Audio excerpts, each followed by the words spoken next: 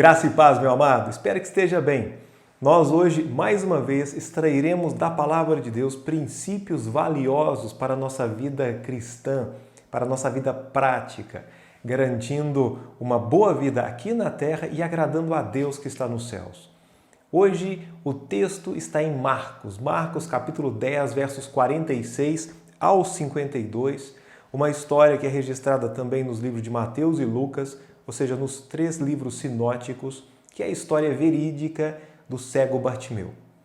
E que para o sermão de hoje, ou para este estudo bíblico, nós teremos como título a história de um cego visionário, porque ele conseguia olhar avante, ele enxergou o seu futuro na vida de Jesus, ele enxergou a sua cura em Jesus e ele aproveitou a oportunidade que veio diante dele.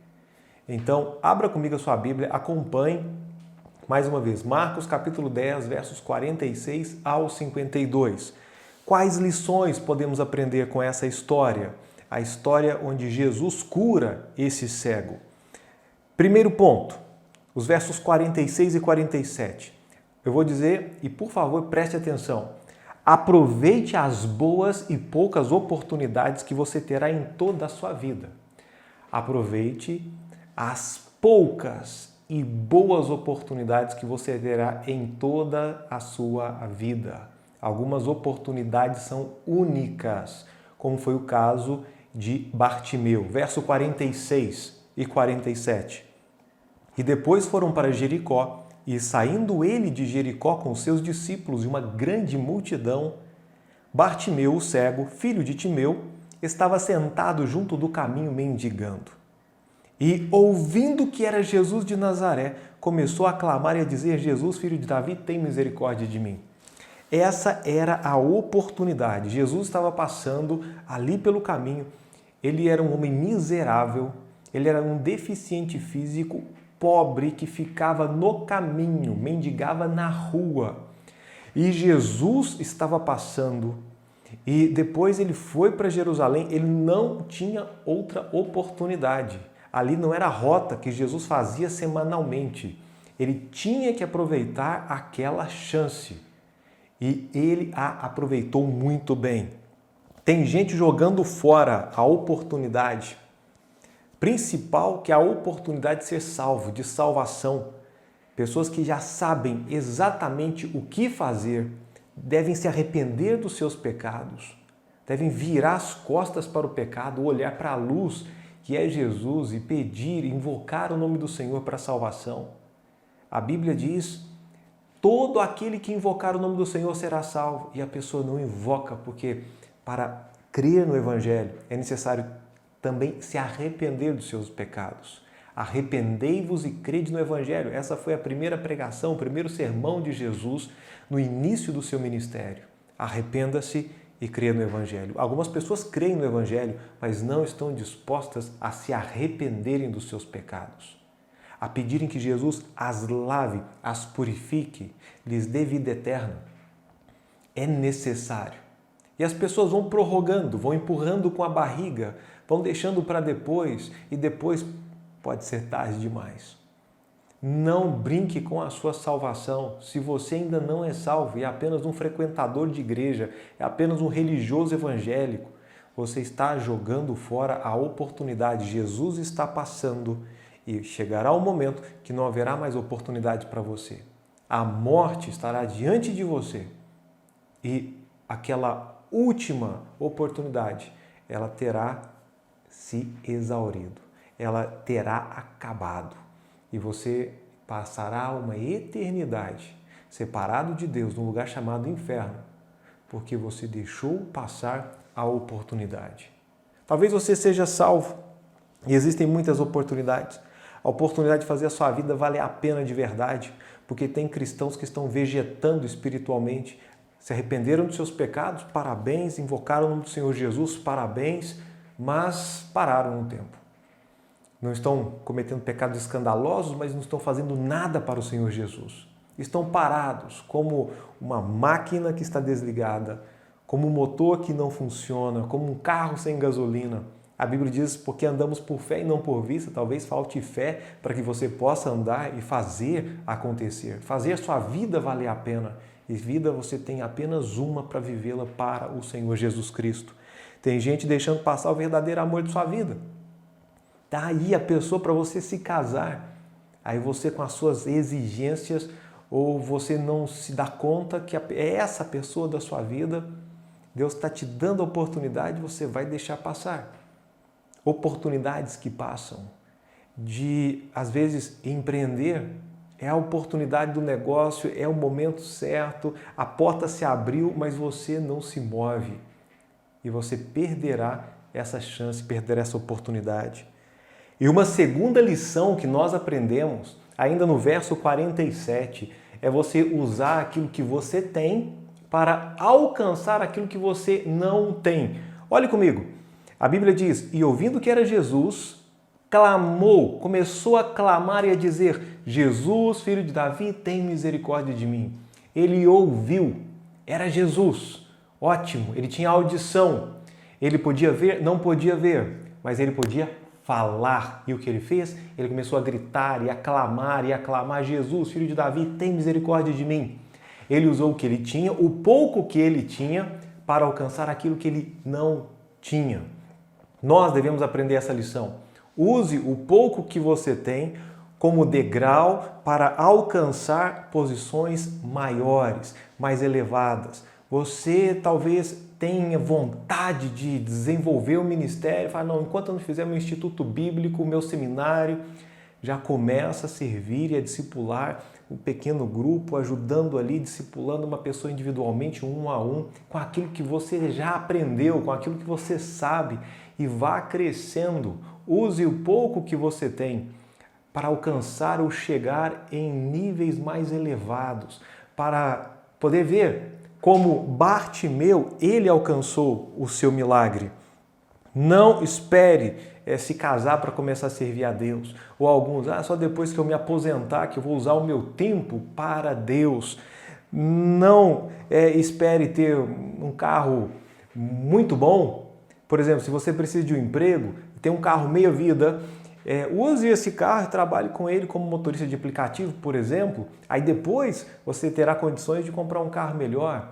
Talvez você é uma cozinheira de mão cheia, mas fala, não vou começar porque eu não tenho uma cozinha industrial. Comece com aquela cozinha lá da sua casa, com aquilo que você tem, para alcançar aquilo que você não tem. Isso vale para tudo. Talvez você gostaria, quer plantar, e você tem só um pedaço de terra. Use aquele pedaço de terra e faça o que pode fazer com ele. Use o talento que Deus te deu para poder alcançar depois, com o tempo, coisas melhores e maiores. Mas use, não fique parado, não espere ter toda uma estrutura para começar a trabalhar. Começa com o que você tem e vai em frente. Faça como Bartimeu. O que ele tinha, fala, eu não consigo ver Jesus, como eu vou me aproximar dele? Fala, puxa, se eu não consigo chegar até ele, eu vou gritar. Eu vou usar o que eu tenho. Eu quero chamar a atenção de Jesus. E foi o que ele fez. Ele usou o pouco que ele tinha. Mas uma segunda, ou melhor, terceira lição. Chame a atenção de Jesus para si. Pela sua fé. Faça algo para chamar a atenção de Jesus. Destaque-se no meio da multidão. Bartimeu, se ele ficasse caladinho, ele seria só mais um na multidão. Naquele meio, ele seria uma pessoa insignificante. Mas ele se destacou. Ele usou o que tinha. Ele começou a gritar. E com certeza a fé dele estava motivando a fazê-lo. Se nós voltarmos a alguns capítulos, veremos que Jesus já havia curado um cego. Eu não sei se chegou ao ouvido ou conhecimento dele que Jesus já tinha curado um cego. E é a minha chance. Eu não vou perder. E grita, porque ele sabia que não teria mais qualquer tipo de chance, de oportunidade para receber um milagre como esse. E ele começou a gritar, ele chamou a atenção de Deus. Eu pergunto, o que você tem feito pela sua fé para chamar a atenção de Deus? Porque a Bíblia diz que Jesus, ele parou, ele estava fazendo a caminhada dele, ou seja, ele estava num percurso indo a caminho de Jerusalém, saindo de Jericó, e ele estava no caminho e a Bíblia fala que ele parou. Ele chamou a atenção de Jesus. Isso é algo formidável. Como você tem chamado a atenção de Jesus? Como você tem se destacado no meio da multidão? O quanto você tem orado a Ele insistentemente, de forma persistente? O jejum que você tem apresentado a Deus? De que forma você tem feito com que os céus olhem para você de forma diferente? Bartimeu, ele fez o que podia. Ele não podia fazer tanto, mas ele fez o que podia. Você e eu talvez não podemos fazer tanto, mas podemos fazer algo. Então, que façamos. Quarto ponto, quarta lição, é o verso 48. O que aconteceu? Não se importe com a crítica dos incomodados. Quanto mais criticarem você, mais você deve se comprometer com a missão. E muitos o repreendiam para que se calasse. Mas ele clamava cada vez mais: Filho de Davi, tem misericórdia de mim. Que exemplo! Porque a fé dele estava fazendo com que ele manifestasse. A sua manifestação fazia gritar e ele falava alto. Quem estava perto realmente deve estar incomodado mesmo. Está gritando demais. Ele não parava. Não sei quantos minutos ele ficou gritando. Eu duvido que foi apenas um grito. Senhor, Filho de Davi, ou umas 5 vezes. Eu imagino que ele ficou ali 15 minutos, meia hora, gritando. E o pessoal, cala a boca. Está incomodando, não alugou o ouvido. E talvez tinha até mais mendigos junto com ele. Talvez, a gente sabe pelo texto que tinha até mais um cego que foi curado. Então tinha mais gente necessitada. E ele gritava e gritava. Quero te dizer uma coisa. A sua fé vai fazer você agir. E quando você estiver agindo, a sua fé vai incomodar os incrédulos. A sua fé incomodará aos de pouca fé. E eles vão tentar te barrar. Eles vão tentar te repreender. Eles vão tentar, de alguma forma, te puxar para trás. Para você permanecer cego. Para você permanecer no nível deles. No chão. A Bíblia diz que ele estava no chão empoeirado, sem nada a ver, acredito até que mal cheiroso, diante das circunstâncias que o mendigo vivia naquela época. Mas ele não se calou. Não para. Não pare de lutar, não pare de continuar, de seguir. Isso é muito, mas muito importante. Ao invés de calar, grite ainda mais. Que a energia que eles estão jogando contra você, você possa canalizar tudo isso. Quanto mais mandar o calar, mais alto eu vou gritar. Quanto mais tentar me segurar, mais longe eu vou ir. Use isso como energia, como um desafio, como uma motivação para você ir mais longe.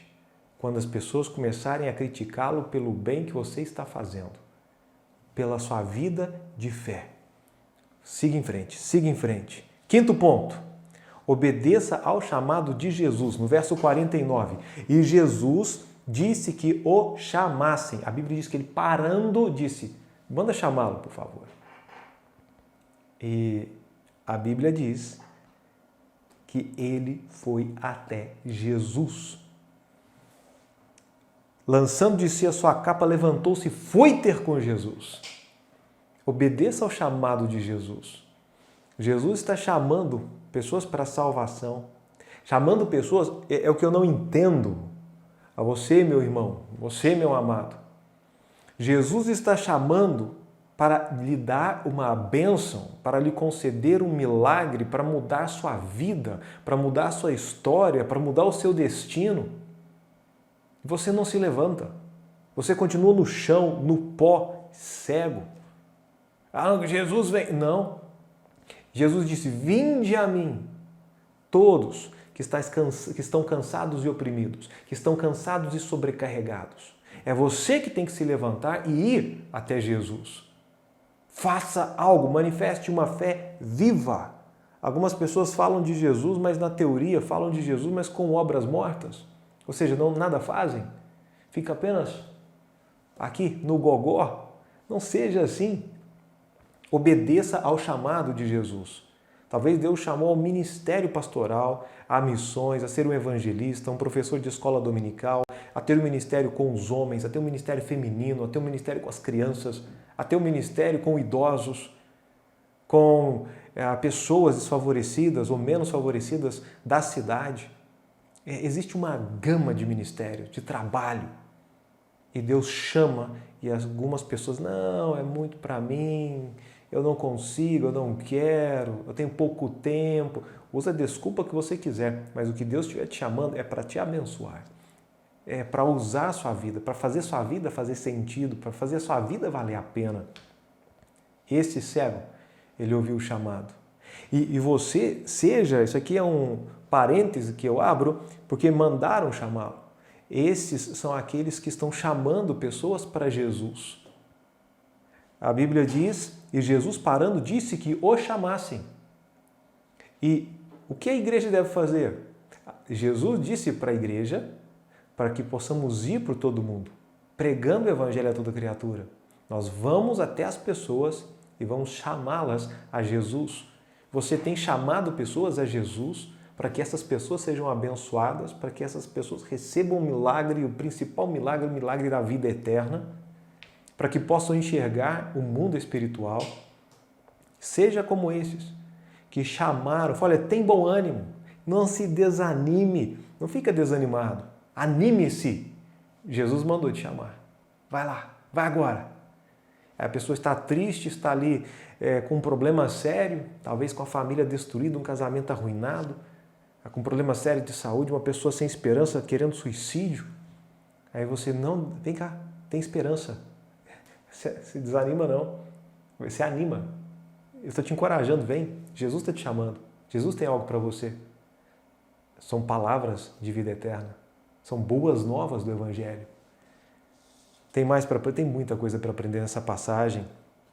Nós temos aqui também, em sexto lugar, mantenha sua fé aquecida, sem ela os milagres não virão. Não virão. E ele continuou, versos 51 e 52, a Bíblia fala que ele, lançando de si a capa, levantou-se e foi ter com Jesus. E Jesus, falando, disse-lhe, que queres que te faça? E o cego lhe disse, mestre, que eu tenha vista, que eu possa ver. Tem pessoas, eu abro aqui outro parênteses, que não querem ser curadas. Tem pessoas que ficam dizendo, por que Jesus fez essa pergunta? É óbvio que ele queria ver. O problema é que tem pessoas que não querem ver. Tem pessoas que querem manter o seu problema. Eu me lembro de gente mendigando nas ruas aqui da cidade, Formiga. Me lembro de gente que estava com chaga, com perna machucada, mostrando a ferida. E eu ofereci, vamos lá no hospital, vamos tratar essa ferida. E a pessoa não queria. Porque é através dessa ferida que ela ganhava, pela compaixão dos transeuntes, dos cidadãos, dinheiro, esmolas. A pessoa não queria ser curada. Ao ser curado, Bartimeu, ele deixaria de ficar ocioso, mendigando, parado. E aí, como uma pessoa saudável, deveria trabalhar, deveria ir e ajudar no sustento da sua casa, deveria ter condições até de ajudar aqueles que estavam mendigando por uma razão como essa, um paralítico ou um cego. Tem gente que não quer ser curada. Quantas pessoas vêm pedindo aconselhamento, estão com problemas sérios e nós explicamos biblicamente, olha, esse é o caminho para você se ver livre desses problemas. E a pessoa simplesmente não quer se ver livre. Parece que ela gosta de sofrer. Ela não quer pagar o preço. Então, foi uma pergunta coerente, sim, da parte de Jesus. E ele, pela fé, a Bíblia diz que a tua fé te salvou. No versículo 52, e Jesus lhe disse, vai, a tua fé te salvou. A fé. A Bíblia diz, eu tenho aqui Marcos 6, 5 e 6, Jesus, no seu ministério itinerante, ele ia de aldeia em aldeia, e tinha algumas aldeias que ele não podia fazer muitos milagres, por causa da incredulidade do povo. e não podia fazer ali nenhuma obra maravilhosa, somente curou alguns poucos enfermos, impondo-lhes as mãos, e estava admirado da incredulidade deles, e percorreu as aldeias vizinhas ensinando. Jesus estava espantado. Quanta incredulidade! Pouquíssima fé. Onde tem pouca fé, tem pouco milagre. E em Mateus, dentro do mesmo contexto, nós temos o seguinte, no capítulo 13, verso 58. E não fez ali muitas maravilhas, por causa da incredulidade deles. Sabe por que algumas pessoas recebem muitos milagres? Porque pessoas estão sendo abençoadas e pela fé coisas estão acontecendo? Exatamente pela fé que tem. A fé que salva, é a fé que cura, é a fé que faz você ir para frente, é a fé que faz você entender quem é Jesus. Fé. A pessoa que não tem fé, ela não precisa esperar muita coisa de Deus. Ainda que Deus queira abençoá-la, ainda que Deus queira agir sobre a vida dela, existe um agente determinante ali. Existe um fato gerador. Fé. Fé. Se houver fé, Deus pode agir. Com pouca, não precisa nem ser tanta fé. A Bíblia fala que se tivermos fé como um grão de mostarda, a gente pode falar para um monte mudar de lugar. Dá para perceber que nossa fé é microscópica, mas essa fé ela deve existir. Uma fé andando, caminhando sem nada duvidar. Isso é importante. E a fé desse homem o diferenciou dos demais. E em sétimo lugar, sétima lição, dá para aprender mais coisas, mas após ser ouvido e respondido por Deus, não se esqueça de Jesus, siga-o. Olha só o verso 52. E Jesus lhe disse, vai, a tua fé te salvou. E logo viu e seguiu a Jesus pelo caminho. Essa parte B. E seguiu a Jesus pelo caminho. Sabe o que acontece? Via de regra, a pessoa está com problemas, a pessoa busca Jesus, a pessoa clama, grita, ela é insistente, ela é persistente. Deus concede a graça, Deus concede a bênção. E logo depois, não passando muito tempo, essa pessoa abandona Jesus.